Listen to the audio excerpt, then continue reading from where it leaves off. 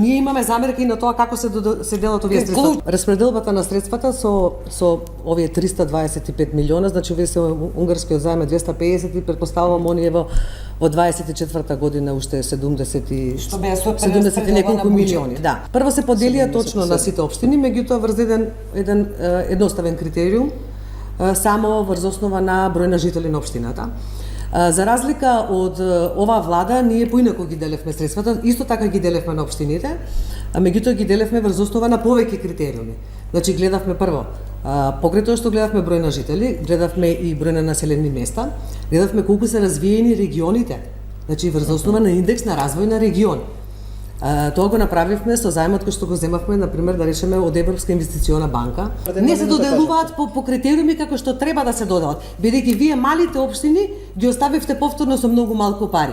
Ние прво распределивме линеарно средства за секоја од општина од 50 милиони, распределивме по 200.000 евра стартно, а остатокот од парите го поделивме по 4 критериума. За да реализирате еден заем, треба да имате да се подготвите од почеток до крај.